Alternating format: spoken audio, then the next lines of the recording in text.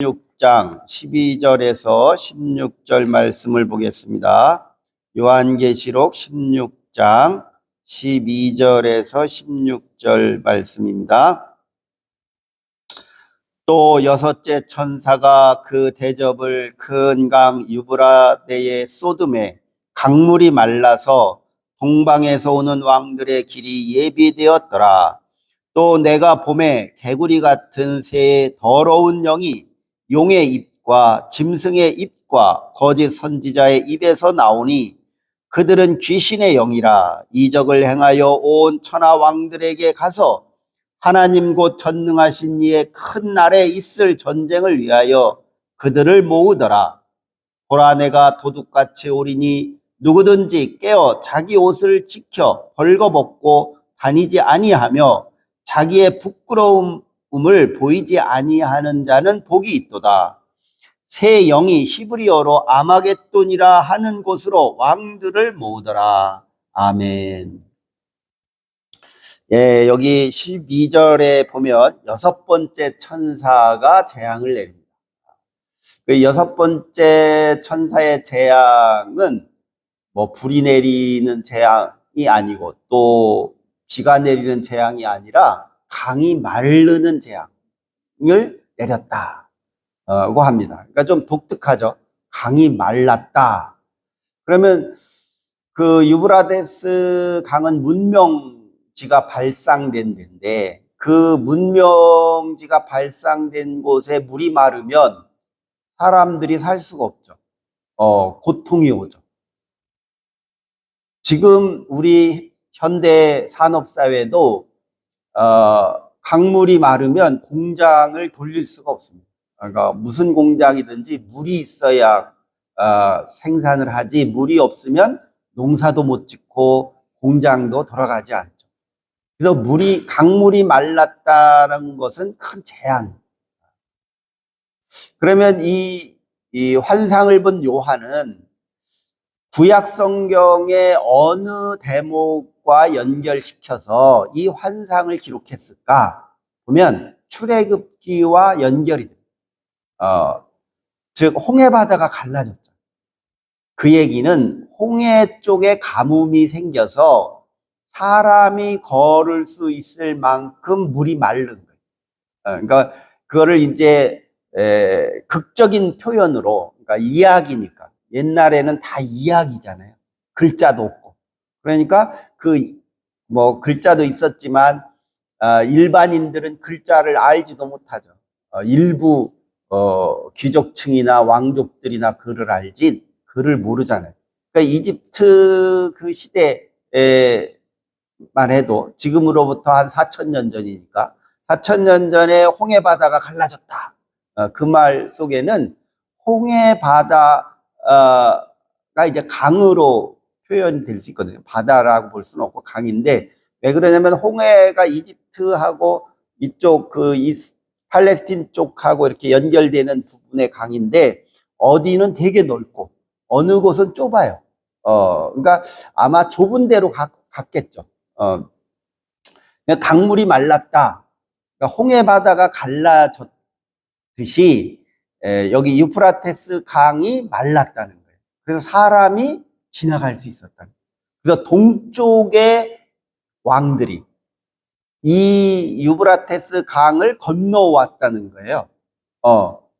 근데 그 왕들 중에는 하나님을 두려워하는 왕들도 있었고, 이 악한 영, 여기서 이제 더러운 영이라고 표현을 했는데, 그 이 개구리 영을 가진 우상 숭배하고 하나님을 대적하는 그 사탄 마귀의 더러운 영을 숭배하는 왕들도 왔다는 거죠.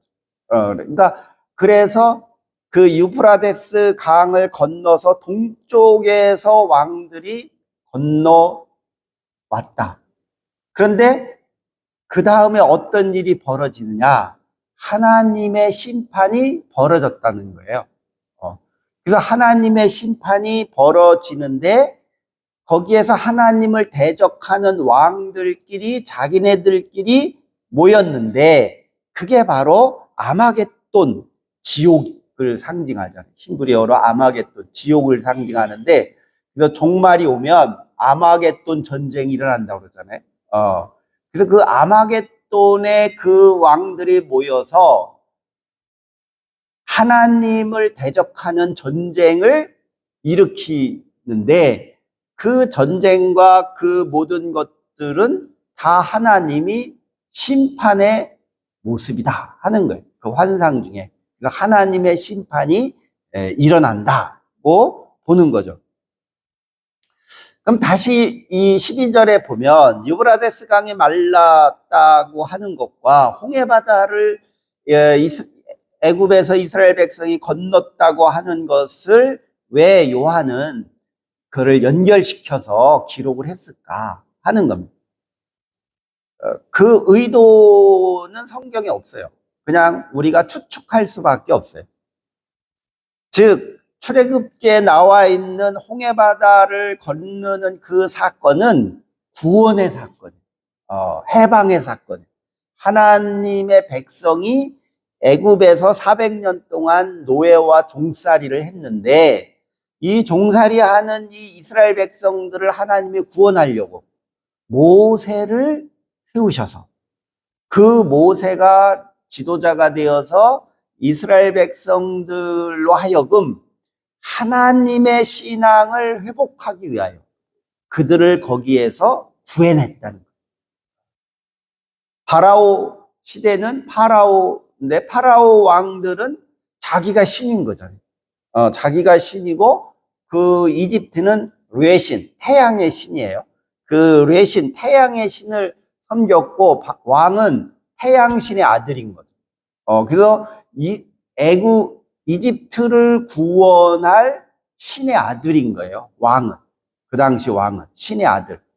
그러니까 그 왕의 명령을 안 들으면 다 죽죠. 그래서 그 왕이 신의 아들이기 때문에 이스라엘 백성들이 아브라함으로부터 받은 그 신앙이 다 사라진 거예요. 신앙이 400년 동안 여호와 하나님을 믿는 자유를 안 줬기 때문에 그 후손들이 하나님이 누군지 모르는 거예요. 태양신을 섬기죠. 그래서 출애굽기는 유대인들에게 있어서의 출애굽의 사건을 기억하고 그것에 전승된 이야기를 성경에 기록하면서 이스라엘의 신앙을 다시 회복해야 된다고 하는 관점입니다. 그래서 아브라함의 신앙을 다시 모세를 통해서 하나님이 이스라엘에게 신앙을 다시 회복시켜주는 구원의 사건이었다, 그것이. 라고 기록한 거예요, 성경이. 그래서 이스라엘 사람들에게 있어서는 아브라함의 신앙을 다시 회복하지 않으면 우리는 하나님에게 버림받는다고 그런 신앙이 있는 거예요. 그래서 아브라함의 신앙을 다시 회복해야 된다는 아주 절대절명의 상황, 그런 위기 상황을 겪은 때, 그때 출애굽기가 기록되어져요. 그게 언제냐? 바벨론 포로 후기인 거예요.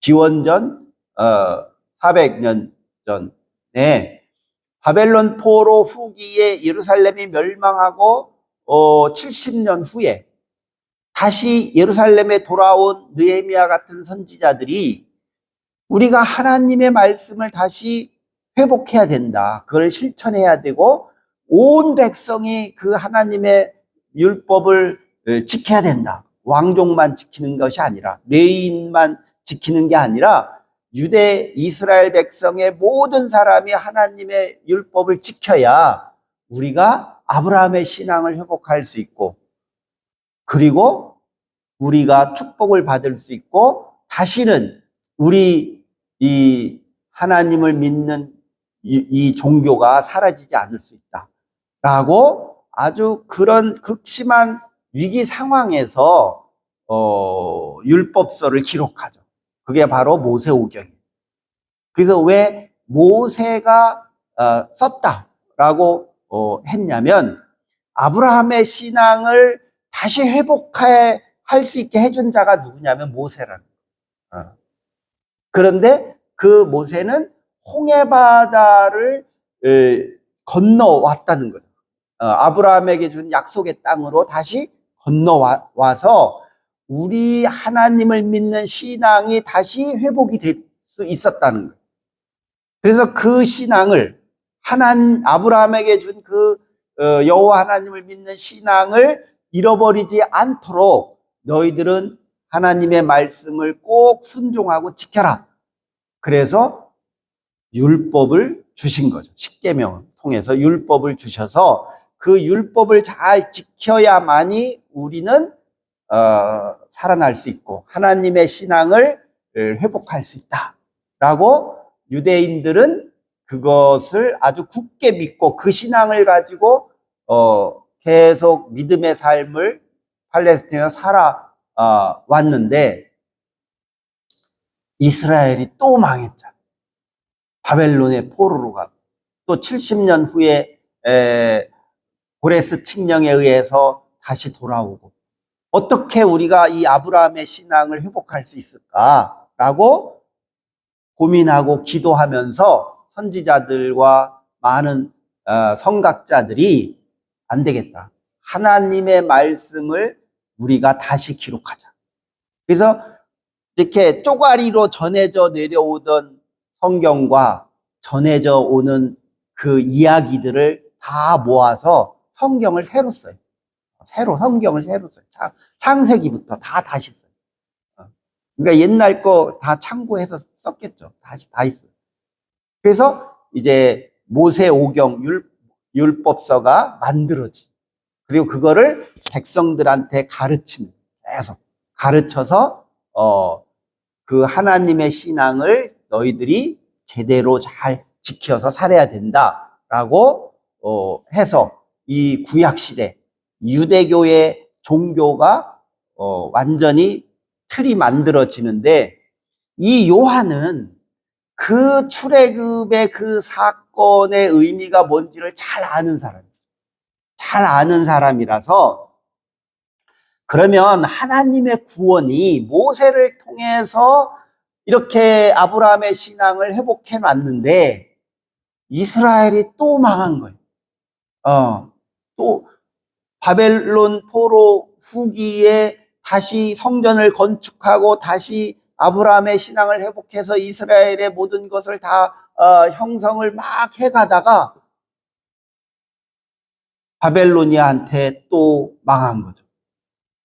그 후에 페르시아 제국, 바벨론 제국 다음에 페르시아 제국, 지금의 이라크와 이란.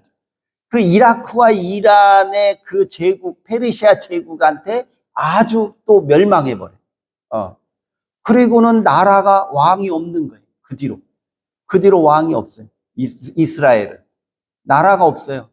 다 풍지박살돼서 다 흩어져 살고 다 그렇게 사는데 소수, 유대 종교를 그래도 지켜오고 믿는 그 소수의 무리들만이 그 유대 이스라엘 종교를 유지하고 내려오다가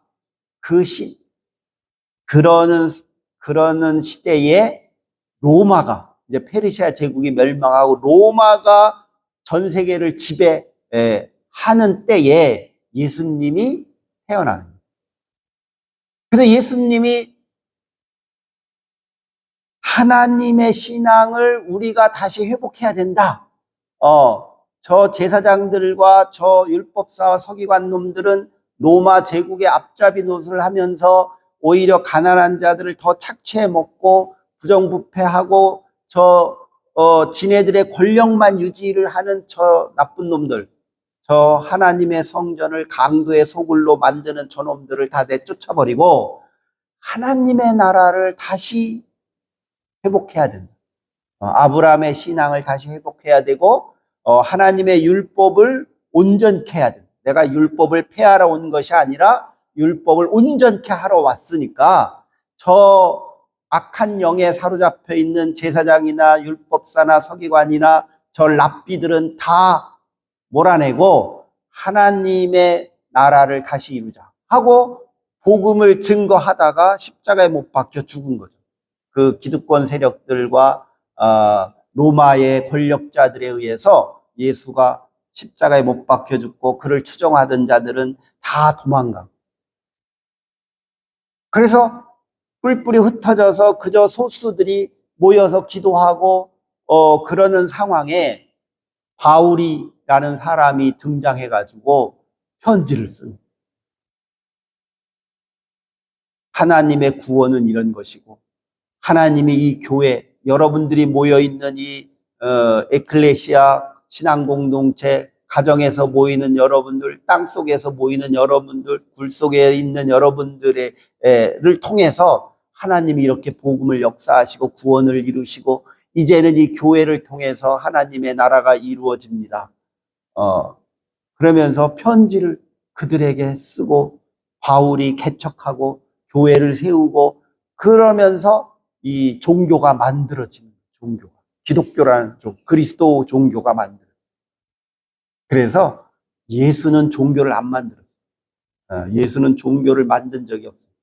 바울이라는 사람이 종교를 만들어요. 로마서 같은 거를 보면 다 그 종교의 교리를 다 써놨어요. 그래서 바울이라는 사람에 의해서 종교가 만들어져서 교회가 지상에 만들어지고 형성이 되는데 또 계속 핍박을 받는 거예요. 그 계속 핍박을 받아서 그리스도인들이 모일 수가 없는 그런 상황에 직면했을 때 쓴 책이 요한계시록. 그래서 이 요한은 여기서 쓰면서 분명히 홍해바다를 건넌 모세의 그 출애굽의 사건은 하나님의 구원의 사건인데, 내가 본 환상 속에 유브라데스 강이 말라서 동쪽에서부터 왕들이 오는데 이거는 재앙이라는 거예요. 구원이 아니라는 거예요. 재앙이라는 거예요. 그럼 왜 요한은 동쪽에 오는 왕들에 오는데 왜 그들은 구원자가 아니라 왜 재앙을 이루는 자들이 동쪽에서 왔을까? 근데 성경에 안 써놨으니까 모르죠, 우리야. 왜 요한은 그들을 하나님의 재앙의 도구로 그들이 우리에게 왔다라고 썼을까? 뭐 여러 가지로 추측을 할 수 있는데, 그 동쪽이라면 페르시아잖아요. 페르시아. 예수님이 이 세상에 태어났을 때 동방 박사들이 왔다 그랬잖아요. 그게 페르시아에 있던 사람들이거든요. 그런데요, 아브라함의 신앙이 어디서 생겼어요? 지금의 이라크에 생겼거든요. 수메리아, 그 당시는 수메리아 문명권이니까 아브라함은 수메리아 사람이에요. 거기에서 탈출한 사람. 거기서 쫓겨난 사람. 왜 쫓겨났을까? 수메리아는 다신 종교를 믿었는데 그 중에 하늘의 제사를 드리는 종교를 가진 종족들이 있었어요. 하늘의 제사를 드리는 하늘신을 믿는 종족이 있었는데 그 종족의 족장이 아브라함이에요. 그래서 태양신을 섬기기보다는 그냥 하늘신을 섬기는 수메르의 종족이 있었는데 그 종족이 아브라함. 그래서 요즘 일부 신학자나 뭐 역사학자들이 야, 그 하늘신을 믿는 사람이 당군 자손이잖아. 그러면서 아브라함이 그 동쪽에 있는 종족이 서쪽으로 막 가요. 그 종족 중에 하나가 아브라함일 것이다. 그렇게 주장을 하는데 역사적인 근거가 없어요. 그 근거가 없어요. 그런데 우리가 추측은 할 수 있어요. 왜 수메르에서 여러 신상을 섬겨놓고 신을 섬겼는데 신상이 없는 신을 섬기는 종족이 있는 거예요. 신상이 없어요. 그게 하늘신을 섬기는 종족이었어요. 그게 아브라함이었어요.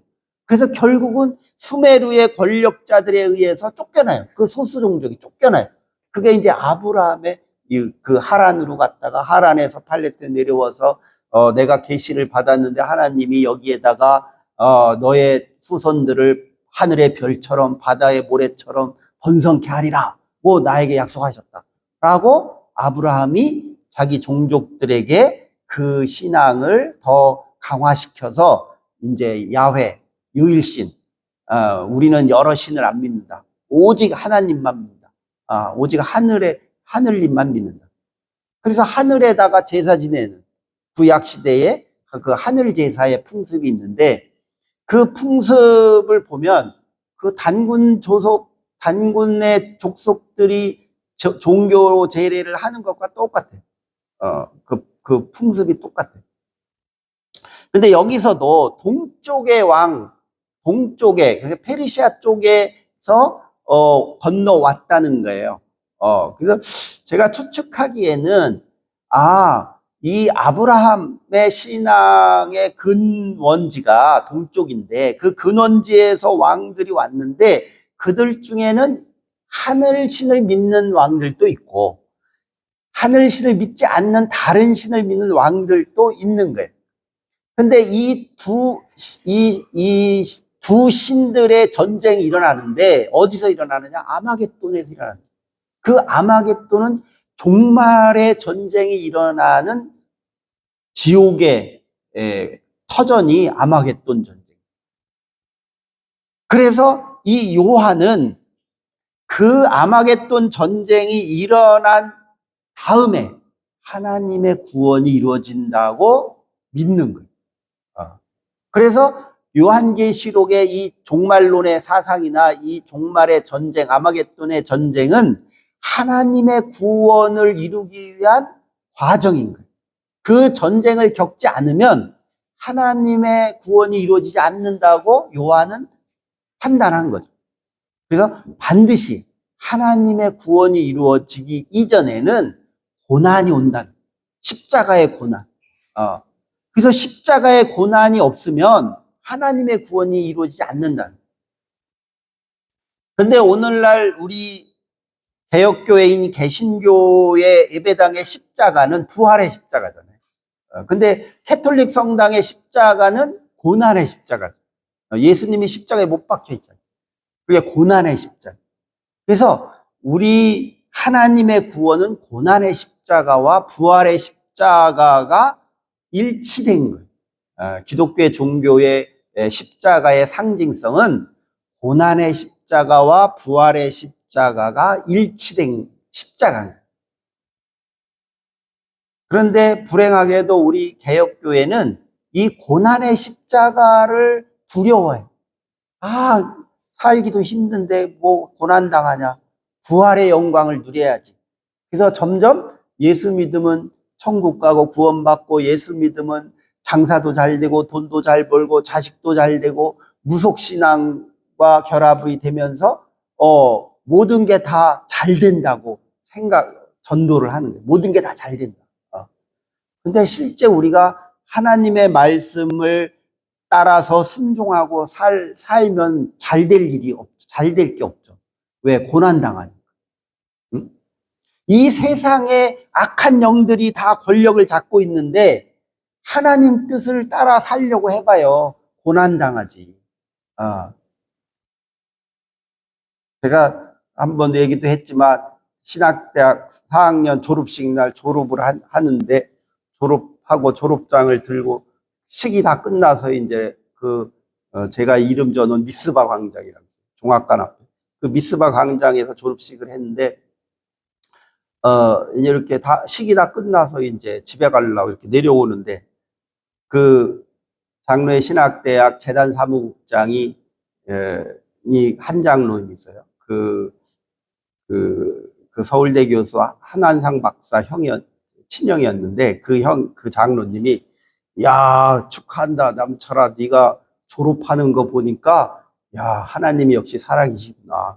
아니, 장로님, 그인 줄 알았어요. 근데 왜 그 말을 했느냐면요. 제가 대학교 다닐 때 데모를 많이 해서 계속 교수에서 나를 제적시킨다 그랬거든요. 학교 점거하고 막 데모하고 화염병 던지고 그러니까 제적시키려고 몇 번 교수회를 열었어요. 근데 내가 교수들이 앞에 쫙 있고 채플 예배 끝난 다음에 교수님들이 앞에 쫙 있고 학생들 다 예배 끝났어요. 내가 총학생 회장할 때니까 내가 이제 광고를 해야 돼요. 언제 몇 월 몇 시에 무슨 보고회를 하겠다 광고를 하면서 제가 그런 말을, 교수회의에서 나를 자르려고 하는데 나 제적시키면 이거는 하나님의 뜻에 반하는 것라고 나는 판단하기 때문에 이 학교의 존립 이유가 없다. 그래서 내가 이 학교를 다 불질러 버리겠다. 그래서 교수들이 깜짝 놀라가지고 당장 가서 교수회의를 한 거예요. 근데 이제 일부 교수들이, 박창한 학장님이 반대. 왜냐면 쟤 자르면 진짜 불질릴 것 같아요. 그래서 박창한 학장님이 내가 설득을 시킬 테니까 징계하지 말자. 그래서 박창한 학장님이 보자고. 그래서 이제 갔는데 뭐 해서 나를 제적 안 하겠다고 하더라고. 그래서 제가 졸업을 했어요. 그러니까 그 재단 사무국장 한장로님이, 야, 네가 난 졸업 못할 줄 알았다. 근데 야, 네가 졸업하는 거 보니까 진짜 하나님이 살아있다. 그러니까 예수를 잘 믿으려면 고난을 당하지, 그 고난이라는 것을 회피하면 그건 신앙이 아니에요. 그러니까 이 요한이라는 사람도 그것을 믿은 거예요. 하나님의 구원이 이루어지려면 고난을 겪어야 되는 거예요. 그 고난을 겪지 않으면 하나님의 구원이 이루어질 수 없다는 거예요. 그래서 여기 보면 개구리의 영들이 있는데, 이 더러운 영이 13절에 보면 용의 입과 짐승의 입과 거짓 선지자의 입에서 나오니 그들은 귀신의 영이라 이적을 행하여 온 천하 왕들에게 가서 하나님 곧 전능하신 이의 큰 날에 있을 전쟁을 위하여 그들을 모으더라. 그래서 아마겟돈 전쟁을 이 더러운 년, 악한 영, 사탄 마귀가 아마겟돈 전쟁을 일으키려고 준비했다는 거예요. 근데 그들이 동쪽에서 왔다는 거예요.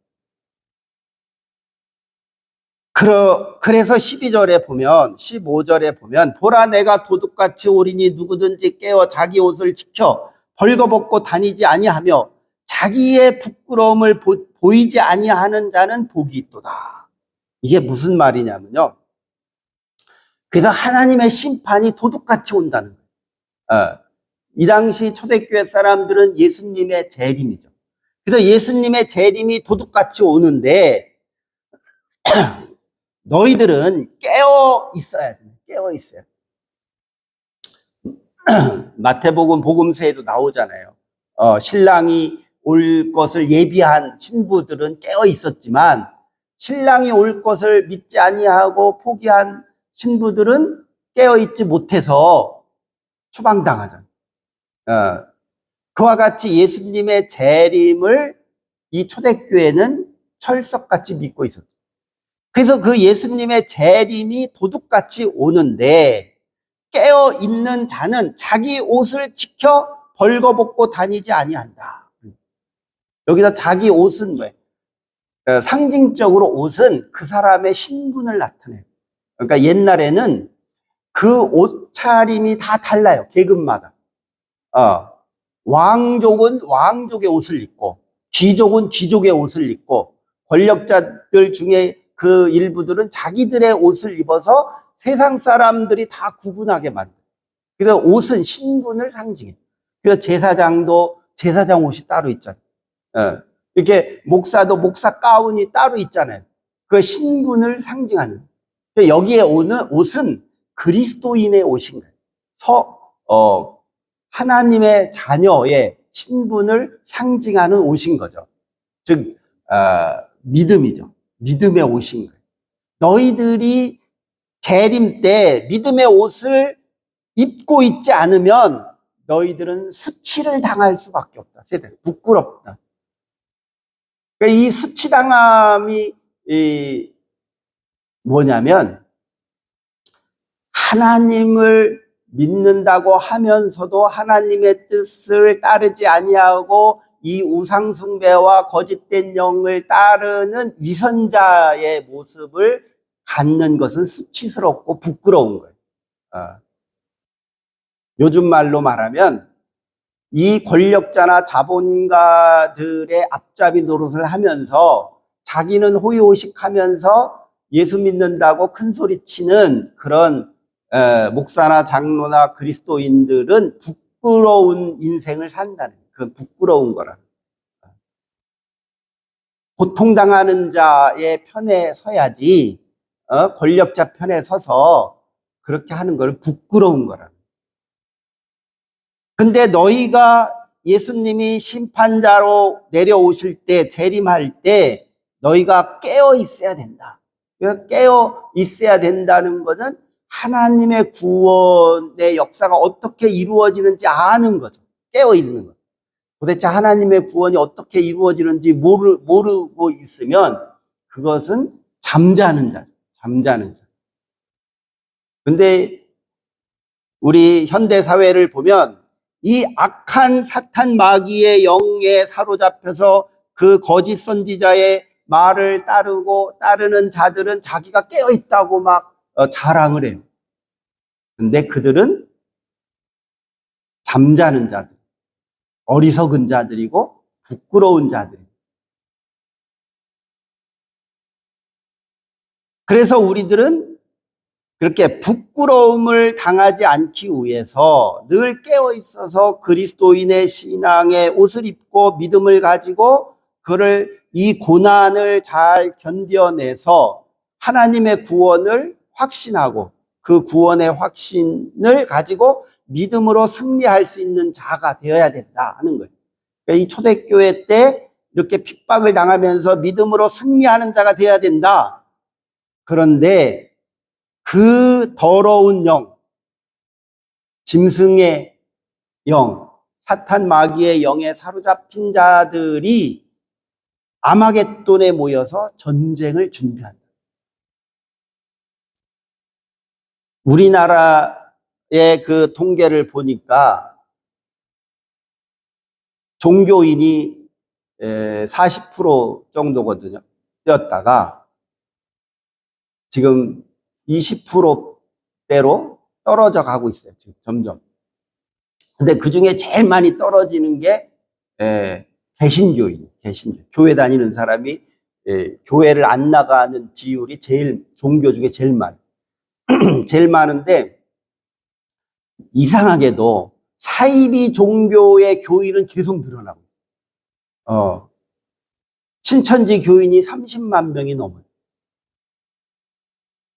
여호와의 증인, 하나님의 교회, 그런 사이비 종교, JMS, 이런 신흥 종교들은 계속 교인이 늘어요, 현재. 그래서 100만 명이 넘는 데도 있어요.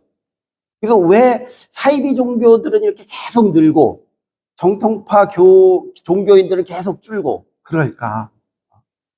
그만큼 영적으로 보면 이 악한 영들이 이 세상에를 영향력을 행사하고 있기 때문에 그들의 세력이 점점 커지고 오히려 기존 종교의 종교인들은 점점 줄어드는 그런 기현상이 한국에서 벌어지고 있습니다. 이러한 현상들을 보면서 정말 우리가 깨어 있어야 된다. 깨어 있어야 된다. 하나님의 말씀을 잘 읽고 기도하고 깨어 있어서 이 악한 영에 사로잡힌 자가 아니라 그 사이비 종교 지도자들의 입에서 나오는 말을 맹신하는 자가 아니라 정말 하나님의 구원이 현재 어떻게 이루어지고 있는지 깨달아 알아가는 성도, 알아가는 우리 교회가 될 수 있기를 주의 이름으로 축원합니다. 기도하겠습니다. 사랑과 은혜가 충만하신 아버지 하나님 감사합니다. 이 세상은 혼란스럽고 악한 마귀 영들이 거짓 선지자의 이불을 통하여서 선전선포하고